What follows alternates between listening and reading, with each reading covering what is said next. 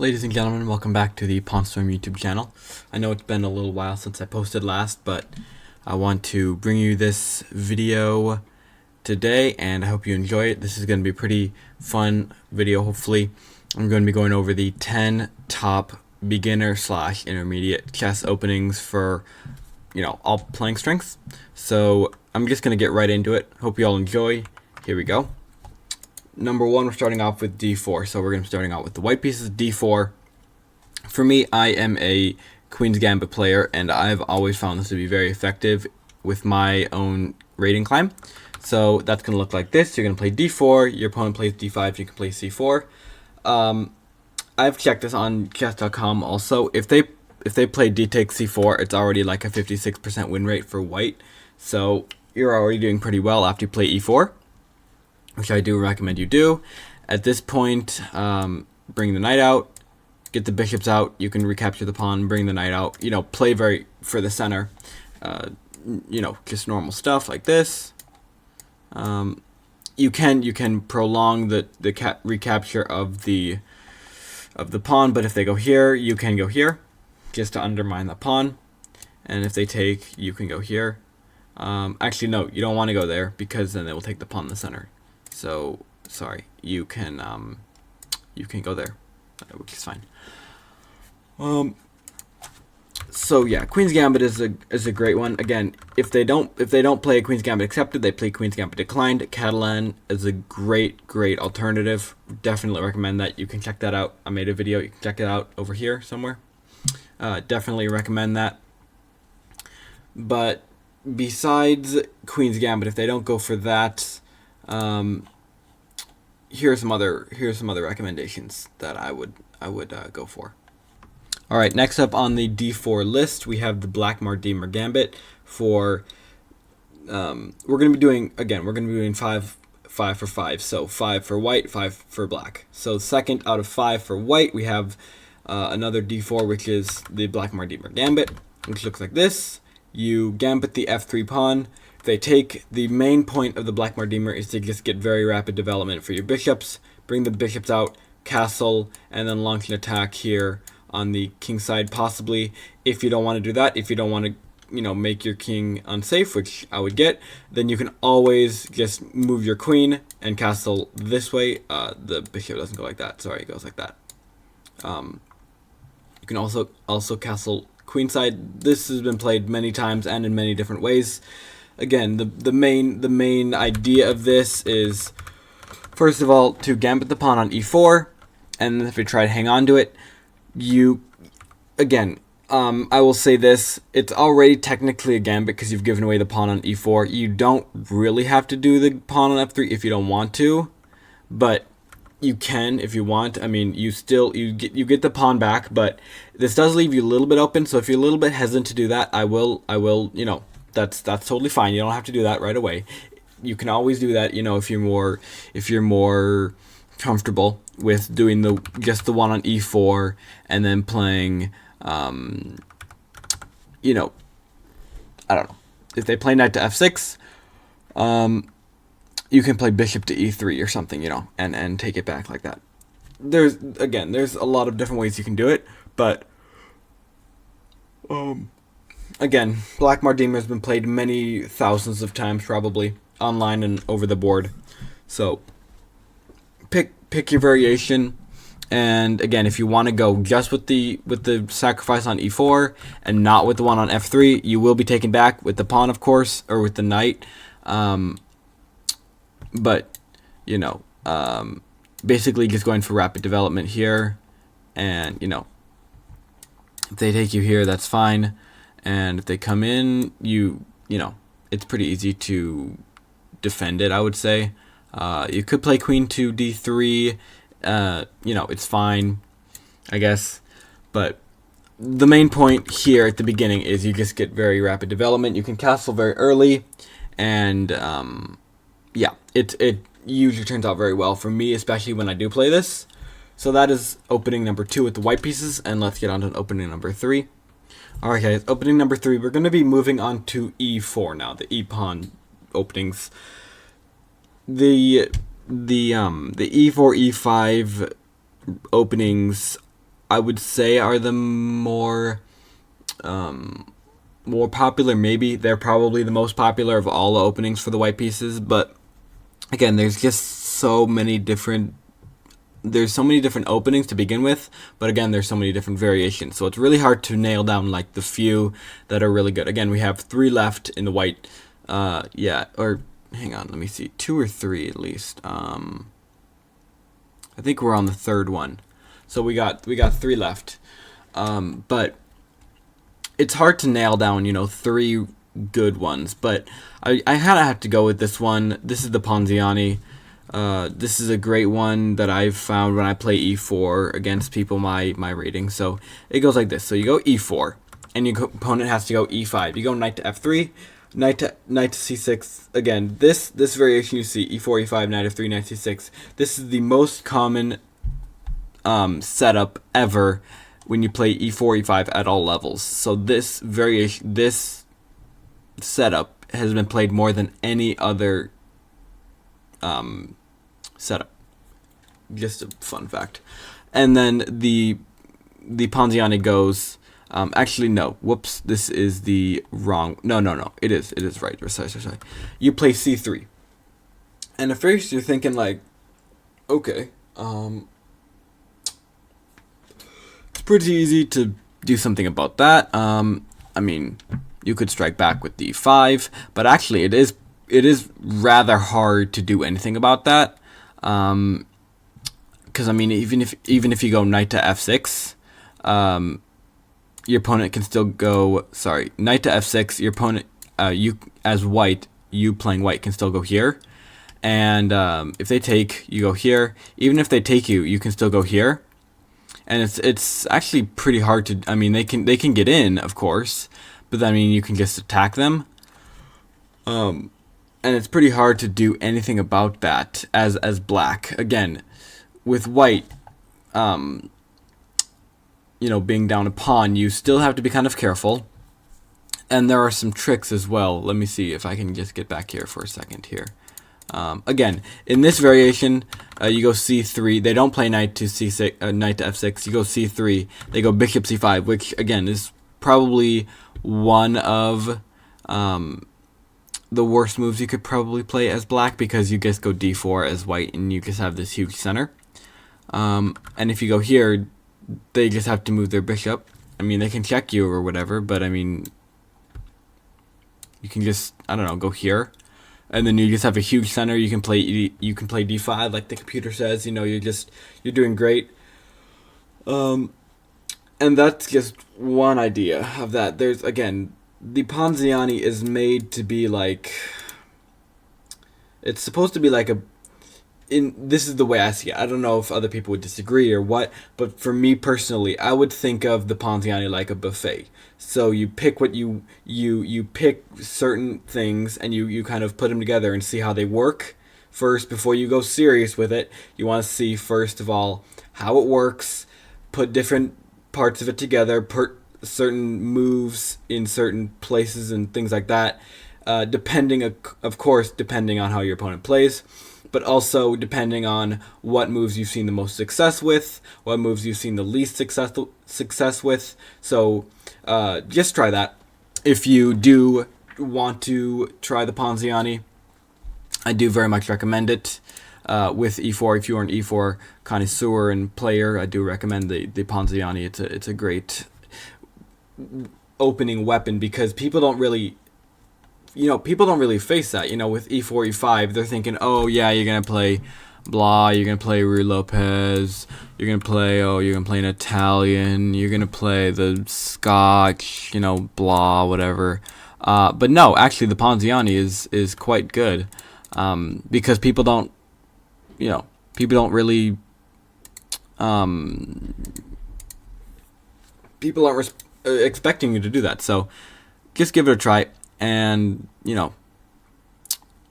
this video isn't made to give you all the ideas and stuff right now in one video. It's made to just whet your appetite, I guess, a little bit. And if you do really want to go deeper into this, I definitely recommend you getting some better, check out like a chessable course or something if there's a chessable course on it.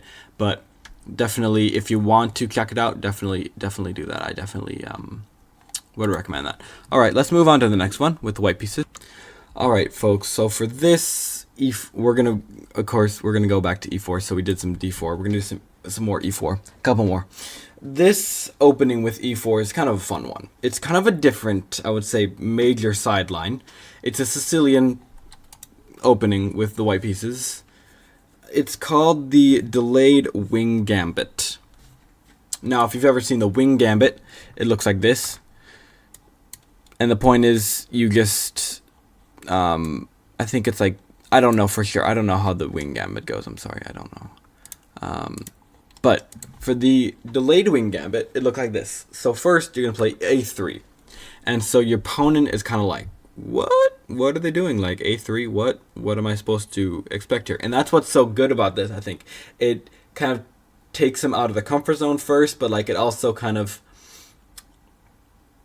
just, they don't know what to expect, right?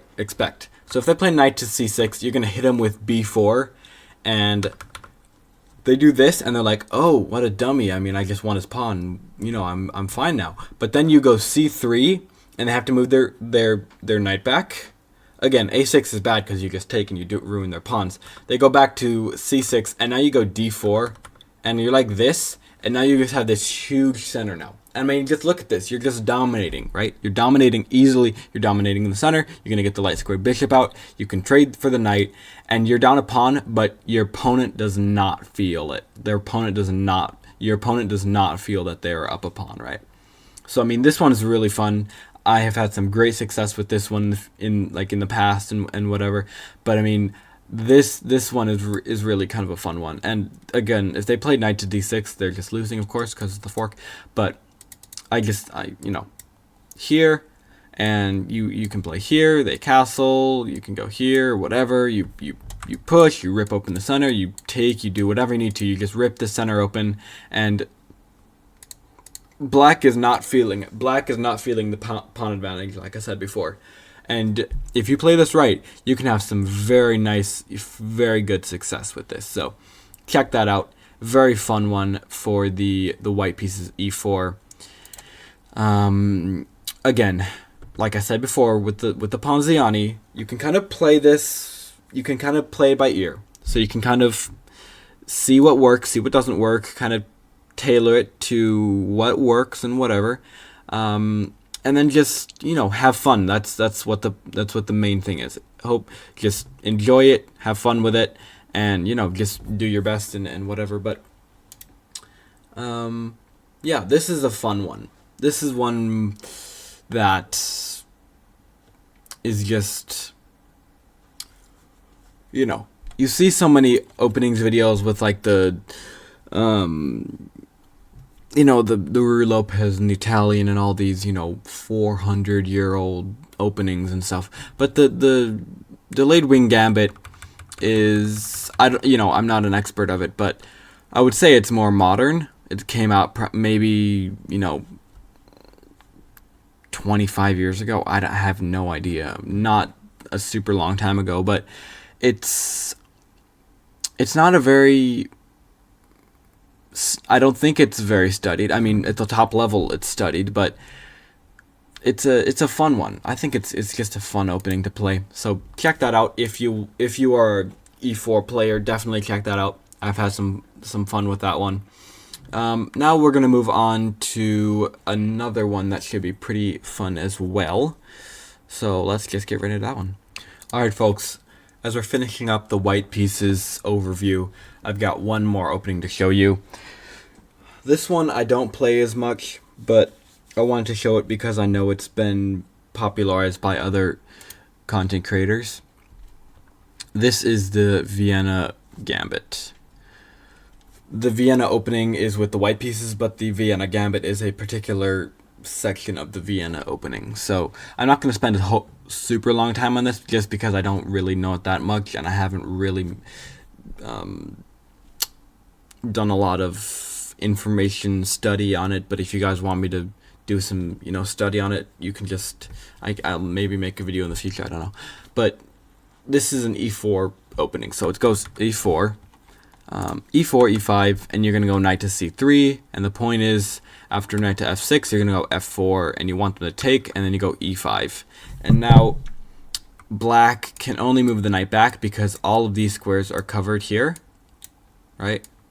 Just like this, right there, and all that. So they have to go back, and then you go knight to f3 to protect the h4 square from the queen check. You have to protect yourself against that. And then if they go knight to c6, you just can go d4 now. And now you can take the pawn back, you can get the light square bishop out, possibly pin if they play d6 or d5, which d5 would be good because you can take en passant. But if they play d6, hoping for you to take, you can take if you want to, and then you can also go bishop to b5. So again, I don't know a whole lot on this one, so I'm going to make this one pretty short.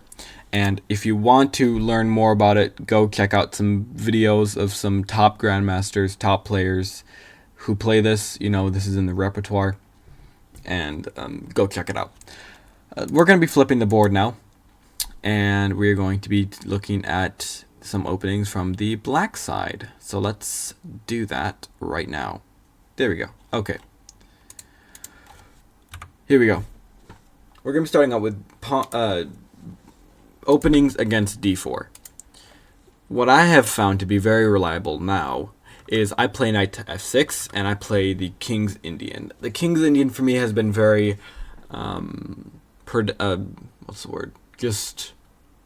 I've had great success with the King's Indian right now. So I'm going to be playing white as if white is playing the London, which, of course, every d4 player is playing the London nowadays because it's the best opening ever. And after bishop g7, you can castle, that's fine, but I also recommend d6. You can play d6 before or after castles, it's fine.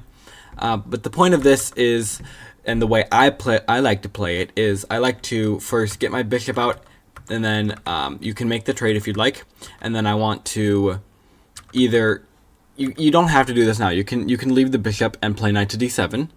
And the point is, if you play knight to d7, you want to go for this move e5. And this move e5 will be very, very nice for you because it just opens the center. So in this case, let's say bishop g4 is played. And after this, you take, and then you go here. So after this, you're hitting some stuff, right? You have a double attack on this. They have this, but I mean, you could just move the knight and then take. So you're attacking two pieces there. This opening for me has been very, very productive and not productive. What's the word I'm looking for? Very, just useful, I guess. Useful? I don't know. I don't even know if that's the right word. But you know what I mean. It's been great for me, and I play this all the time against d4. All the time. I really like it. Especially, I like it because it's very, for me especially, I feel like it's very like a classical opening. You get the pieces out, you protect your king early, you castle early, you get the knights out before the bishops because it's kind of hard to get the bishops out first. But I think it's a kind of a classical opening. It's been around for a long time, and yeah, I found great. I've done, I've had some great wins with it, so definitely recommend that. I have a video right over here. You can check it out, or on the end screen if you'd like to see that. Got a video right here that I made a while back about this opening. It's called like the KID, King's Indian Defense opening or something like that. Check that out. I go into more detail about that, but anyway, that's the first black opening. So let's go on right now to the next one. Okay guys, so the next one I'm going to show you is an opening that I had been playing for many months, not years, but many months. This is the Dutch defense, and primarily what I would play is the Leningrad variation. The Leningrad variation is a very well-known variation where you play g6, you play bishop g7, you have the knight on f6, and you castle. The only thing I didn't like about this was the fact that my king was open, and I would have to, if my opponent played bishop to c4 check, I would lose the tempo moving my king. That was the only thing I didn't like about it, which, because of that, sometimes I found myself maybe, playing e6 or something before I castled, just so I didn't have to lose that tempo. So, or maybe my opponent, sometimes my opponent wouldn't even move the e pawn before I castled, which is nice, so I could move my king out of the way. But yeah, I played the Dutch defense many times when I was first starting out, and later when I was more intermediate. The point is, you get a couple pieces developed right away. You get castled early, and it's almost kind of the same as the King's Indian, where you can put the rook on e8. You can play, if you want, you can get a see, it's kind of difficult here, but you can trade this. You want to trade this bishop because you can put the pawns on light squares, maybe, because so they can complement this dark square bishop. You can also get the knight out here. Sorry, I'm bad at drawing errors. Get the knight out, get the bishop out, bring the rook, go for the center, just go for the throat, of your opponent. And this one's a fun one, just like the wing gambit with white. This one's just a fun one to play around with, and see how you go, see how you do with it. And again, like some of the others, see what works for you. There are different variations of the Dutch defense. Maybe you don't like the Leningrad variation because of the king, the openness of the king. Maybe that's fine for you. Maybe you can just move the king. If you don't like the Leningrad variation, that's fine. You can always go for something else. There's many variations. In this case, maybe you can go for the classical, or I think that's called the classical. But I mean, there's just so many different kinds. There's so many different variations of the Leningrad. So check out some books or videos, or courses on Chessable, or wherever you get courses. But definitely, if you want to check these out, definitely you want to find some good names that are recommending them, and find some games as well. This is something that I have found very useful for me when I want to learn an opening. I find videos of people who play it, at the top level. So check that out if you are wanting to go deeper into this. Now, after we've gone over those ones, let us wipe the board here and let us go over a few more. I think we have we done two? I think we've done two. Yeah. Okay, let's move on to e4. E4, there's some fun ones. Of course, there's e4, e5, but I find these a little bit dull, just for me especially. My favorite things to do are c5, and if my opponent, goes into it, we go here, we have a little open Sicilian, and if we get into a position like this, I really like, Najdorf Sicilian. So in this case, hit me with a little Najdorf, I'll love it, And if they go here, you can go here, and yeah, I just really like playing the Najdorf. The only thing for me is people at my level don't really play it that much. They play like d4 or e4, e5, and well, technically, if I'm black, I wouldn't be playing e5, but just at my level, people aren't playing that as much because they don't know a lot of theory. Sicilian is great. I also really like against e4. I really like Scandinavian. Scandinavian is very classical, very, whatever. I think the top moves are something like this, and then you can go here. I recommend playing it in this way. So you can go here, here, and here, castle that way. If they go here, if they try to attack your queen, I recommend going here first. That way you have a little getaway. Again, a lot of these moves, a lot of the theory for these moves are, other content creators have talked about them. You know, Levi Rosman. This is Gotham Chess's variation right here. This whole c6, bishop f5, you know, bishop d7. His thing also that he plays, I think, is like no. It's not with this. I think it's here, here, and the point is actually no. You don't. They don't even play this. They play something like, I don't know, let's just say bishop e2. You go here, and the point is you want them to go here, and then trick them, and if they take you, of course, you take the queen. So that was just one cool thing where you can kind of win a tempo. I thought that was kind of interesting. But, yeah, with the Scandinavian, there's just a lot of different variations. Like I said, there's just so many different variations. So maybe they don't even, you know, there are some people that I know that don't even take it. They go here. And at the point, if that, then I go here, they go here, and sometimes I even go there, and then it turns into like a scotch or something, you know, just random things can happen, but, you know, just see what you enjoy is the main thing I would say with that. See what the main thing is that you enjoy, and just whatever happens, just, you know, make sure you're learning something from every game, even if you lose, even if you win. Let's move on now. Now, I wanted to show you a couple gambits, because I really enjoy gambits. Okay, guys, so I'm going to wrap it up here. One of the last openings I got for you for the black pieces is I wanted to just pop in another gambit here. This is the Blackburn Shilling Gambit. This is a very brutal trap with the black pieces against e4. So it goes e4, e5, and if they go knight to f3, you go knight c6, they play bishop c4, which is the Italian, and you go knight to d4. The point is, if they take you, then, you know, you're fine, but if they don't take you, and after you go knight to d4, if they take the pawn here, threatening this, then you're going to go here, right? If they take you, again, this is not a check, so you don't have to be worried. They are attacking here, but you go here, and they're threatening this, but you're threatening this, right? So they go here, and this is just so vicious, I think. It's just crazy.